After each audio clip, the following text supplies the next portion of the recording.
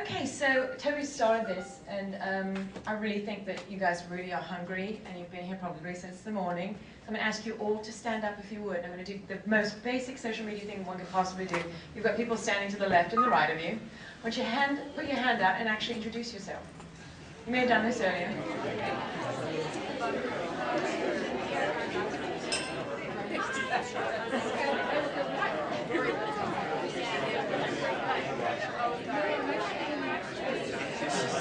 There are people in the back that aren't participating. I can see you.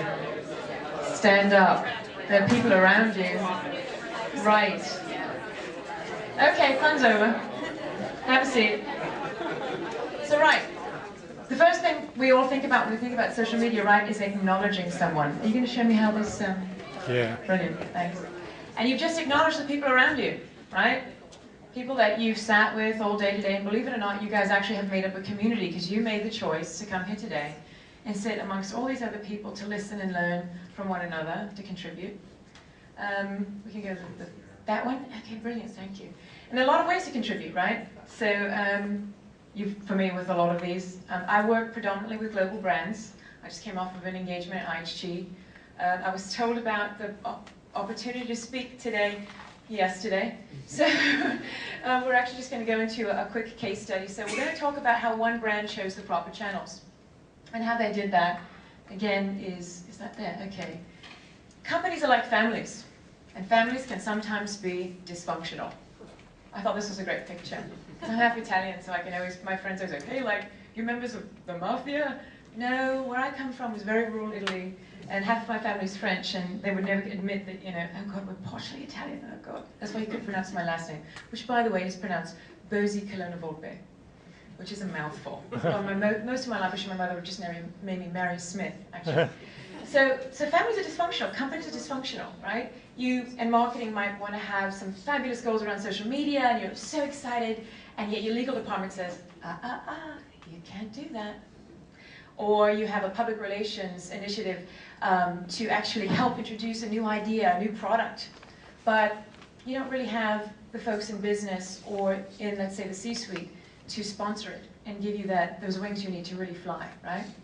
So in that dysfunctional family, right, we all have different ways of communicating. And to Toby's point, relative to building your strategy, the first thing that you have to do is really get people to sit around a table and agree upon, if you are going to step into social media, or if you're already there, what are you doing, and how does it add value to the people that own your brand?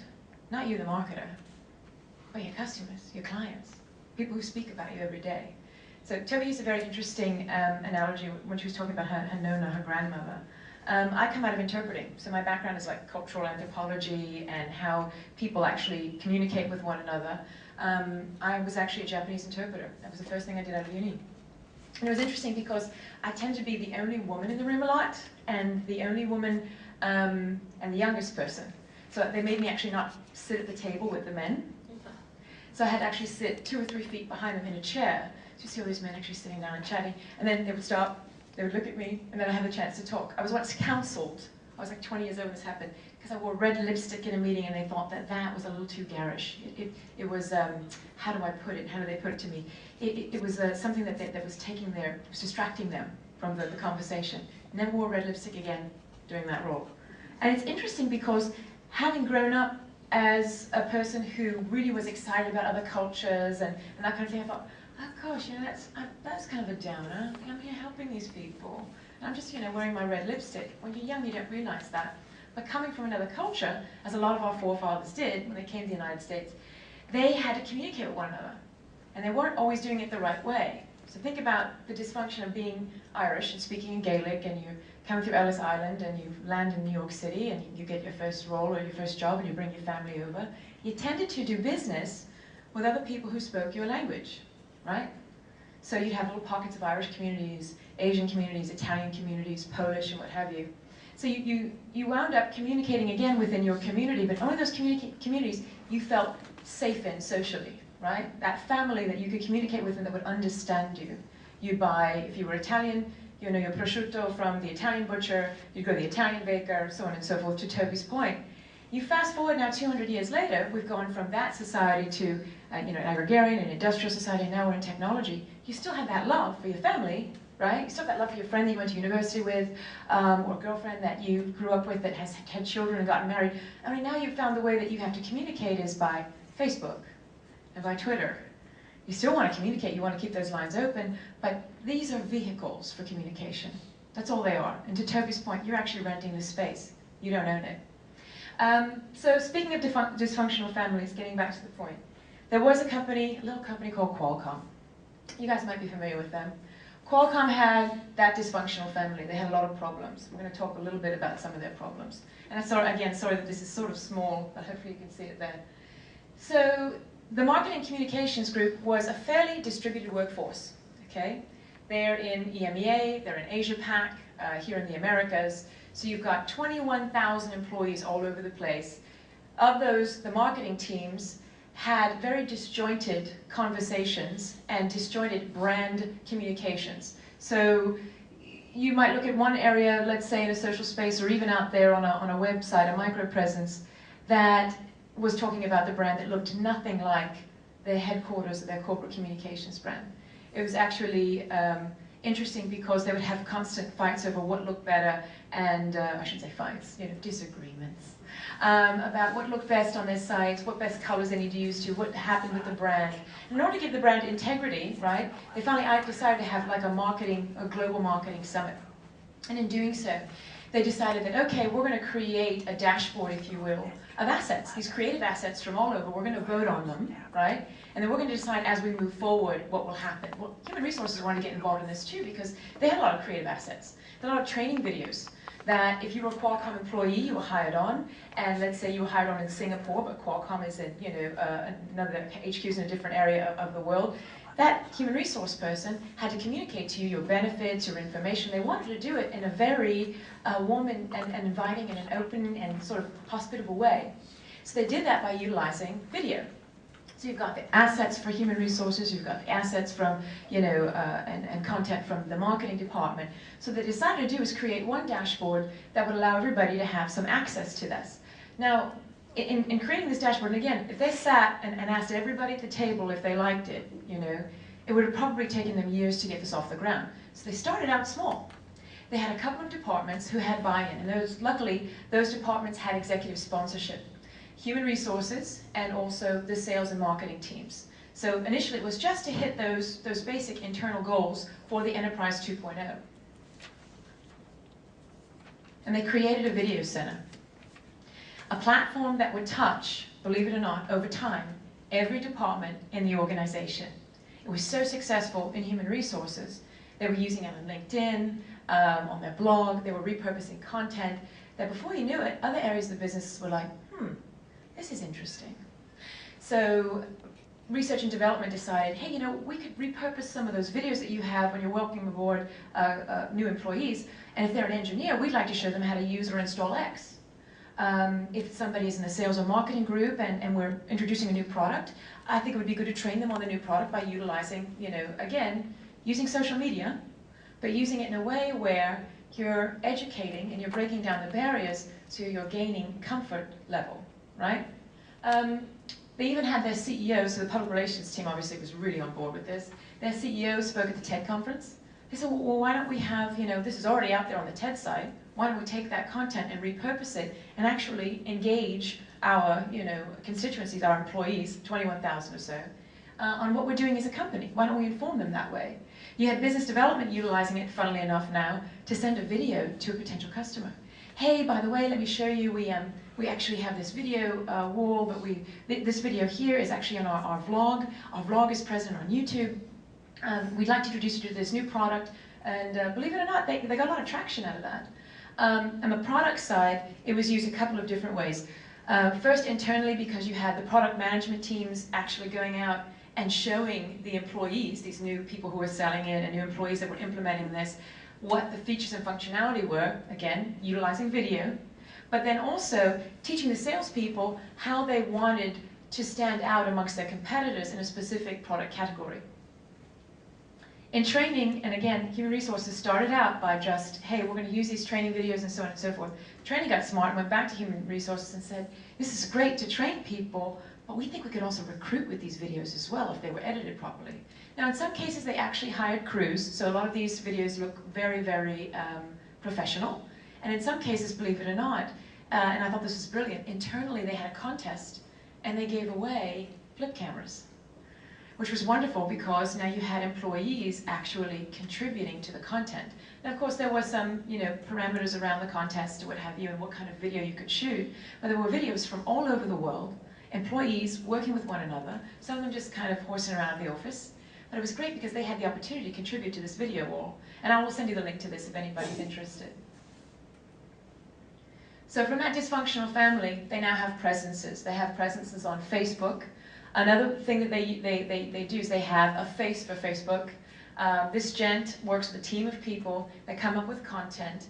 It is updated fairly regularly. And one of the things that's also very interesting is they utilize Facebook in conjunction with not necessarily marketing goals, but objectives from human resources to also recruit new employees, new programmers, new folks in marketing, product development, and what have you.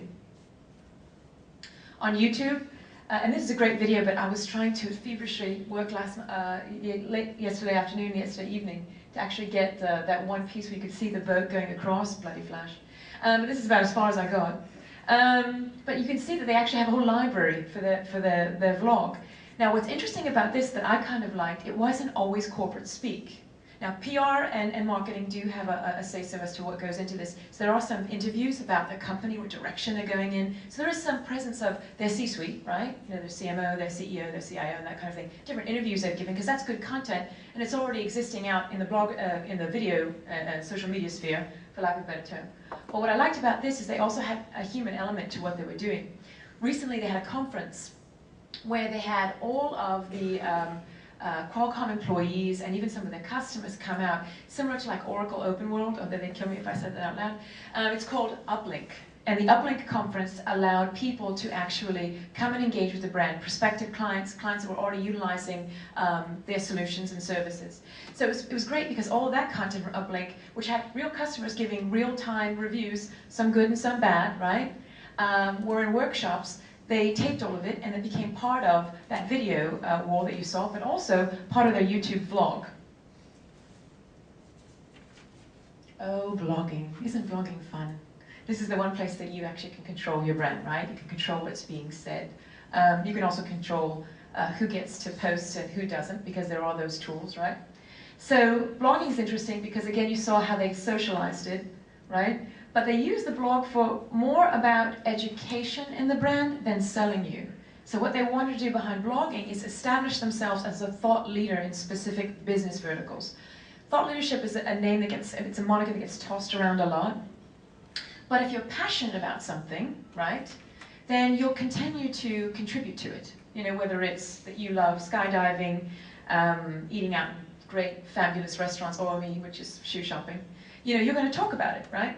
So as they were doing this, they realized that, and they just sent in marketing and public relations, this is a quick shout out to employees around the world and said, hey, you know, we're coming up with this blog, you know, these are some of the ideas. It was like a survey. We're thinking about, you know, posting, again, getting buy-in, getting people interested. And they asked people, would you like to contribute? Well, people in customer service wanted to contribute. People in accounting wanted to contribute. People in human resources wanted to contribute. People in legal wanted to just talk about the products and that kind of thing. And they have done that. They've put some policies and procedures behind it, right? You know? But the interesting thing, and I've always said this about social media, it's not 100% of one person's job. It's 1% of 100 people's job. Really. And what they did is a cross-functionality. They got social media gurus, that one person that was really passionate about having their voice heard within the organization, good or bad, and they met monthly. And then before you know it, they were meeting bi-weekly. And now it's weekly. So to the gentleman who spoke about AT&T, getting people to buy in, it's great to have that one person in that one area of business, it may be a department that you don't even think touches social media, to talk about his or her experiences contributing to the company blog, or the company vlog, or even in your case, Twitter, right? So speaking of Twitter, as I get tangled up in this cord, Twitter. That is a really beautiful, I mean, smashing like photo toward the end here. but the snipping tool on my laptop was not working properly. I could not get it big enough. What they'll do is actually talk on Twitter about things that they're actively involved in. They don't, again, use it for sales purposes. This is more of, hey, this is sort of our footprint, you know. We want to chat with you about what we're involved in, what we're doing, what interviews we've actually taken on, so on and so forth. For each one of you, you might have different goals. I know Starbucks, I'm now a gold member at Starbucks for some reason because I've spent way too much time there drinking chai. They came up with an iPhone app, and I tweeted about it, and then a bunch of people retweeted my tweets, which, by the way, that is the biggest compliment ever. If you retweet somebody else's positive or negative tweet, believe it or not, you're basically patting them on the back and saying, I agree with you, buddy, right? The thing that was very interesting about this, this Twitter campaign is that when they got into it, they did have those business goals of, oh, we're going to increase brand awareness, and we're going to make sales, and that kind of thing. And then public relations says, nah, you know, we don't really need to do that, marketing. We want to do X, and let's do Y. Let's test some things first. So they really got into it by dipping their toe first, talking a little bit about what they were involved in, and they used Twitter as a social media outpost. Is anybody here familiar with what a social media outpost is? Raise your hand. Okay, that would be me. Right, so social media outpost, using social media in a way that it leads people back to some other information. Whether that information is an article you want them to read or a white paper for them to download, think of a social media outpost, if you are the social media guru for your specific organization, as Twitter or Facebook or YouTube, and bringing them back into your blog or a presence that you actually have in some way, shape, or form control over. Maybe even a microsite or a website, right? So Twitter, for them, was a social media outpost. We don't necessarily want to bring them back to Facebook. We don't want them to become our fan there. We want to maybe lead them to some other information. And maybe that other information isn't even something that you specifically own. It could be an interview with Fox News. It could be a video from Uplink that one of the people who follow them on Facebook actually uploaded, right? The other thing that was interesting about Twitter is that you'd have specific department people going into the public relations and marketing folks that were in charge of both Twitter and Facebook and saying, hey, we just lost another C++ programmer and I want to get the word out to my people. Is it cool if I go ahead and tweet it? They were like, oh, go right ahead, and we'll lead people. We'll retweet your tweet, right? So that was quite smashing. Now LinkedIn. Remember I told you how HR had gotten involved? Initially they had these videos and they were talking to marketing and PR saying, hey, you know, we think that there's more here. This is a really great use of, you can't see the video, which kind of stinks because I had to do this from the place I'm consulting at right now, and I was stuck. The firewall wouldn't let me watch a video. Shame. But what they used LinkedIn for was to talk a lot about their brand, but in a way where the recruiters were now blogging to tell job seekers, okay, educate them on the process at Qualcomm, and also educate them on, hey, if you're in transition. So a lot of the content was very LinkedIn specific. So I will say also, the way that they use these channels was specific to what the business or marketing goal might perhaps been, right?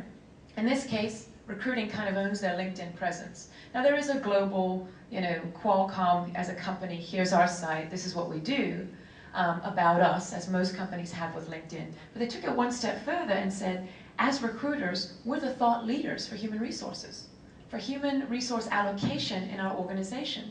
So why don't we kind of open up the kimono a little bit and talk to people about how they could ostensibly work for us? Because if they're looking for us on LinkedIn, they're looking for us with purpose to either connect with one of our employees, find a job, do business with us, whatever the case may be. Let's become thought leaders within our organization. Let's take that content that we're already pushing out in an employee newsletter, or already pushing out, you know, to 21,000 employees and getting them to try to engage with us, and let's engage with a larger audience.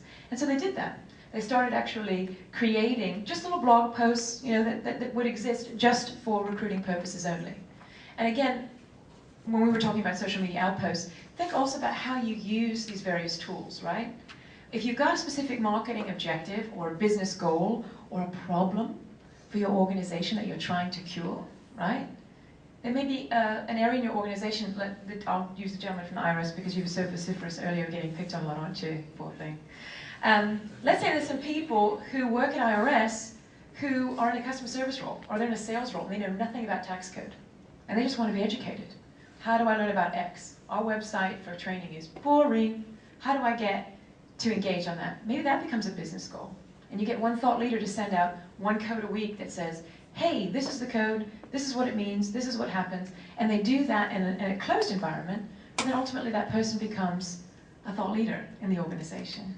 And you're able to take that content and make it outwardly facing. Because taxes are not an easy thing to figure out. So these are all the sites for Qualcomm. Where it was a success. So this was something that was very much an internal, they basically wanted to stop the bleeding. There was a lot of communication back and forth, but nothing was standardized. There was no policy, no procedure in place for their brand identity, where content was going, and making sure that it got there, right? Their family was very dysfunctional. Well, they brought the family together. And they did that by having one or two very small projects that were successful, and then ultimately pushing it up to some further, people, middle management, C-suite. They already had a couple of C-suite sponsors, which was wonderful. But they also made social media not the job of one person, but the job of many. And they got a lot of people to buy in and become sort of the champion, be passionate about this, communicate this throughout the organization. And they made it successful, so successful in fact, that that video wall, and again I will send you the link, 21,000 employees worldwide. 1 out of every 8 employees sees that video wall every day. Visited weekly. So it's interesting now that those employees think, wow, this is really hard. We're glad we did this. Our company's now been brought into 2008. How fabulous, right? Because they're a technology company and B2B is kind of difficult. They have gone so far now as to invest in a company called Flow.tv. And they're taking some of the things that we accomplished internally in a B2B fashion, and they're going to be pushing that out to B2C. I can't talk about it, but it's going to be really smashing, so keep a look at Flow.tv. And that's all I have to say. Thank you so much for the generous gift of your time. Thank you. We have some time for questions. Do you have any questions for me? And Toby, too. Please don't say, where'd you get those shoes, because these are the ugly ones I can actually walk in. So. These are the cheap ones. See, there's none. No. Okay, right, sorry. So you work with Qualcomm, or? I was there as a consultant, yes. And I came in as a strategist on behalf of both the platform that they were looking to engage with. One of the things I did leave out was that IT was very involved. What had happened is that one of the struggles they had as a marketing group, right? They had all these great ideas. They're like, oh, we want to do this, we want to do that. But there was no standardization. So once they got the standards in place, then the IT group said, well, wait a second. How'd you guys share to begin with? Because we've got this thing over here called Documentum, and there's nothing in it, right? None of these assets are there.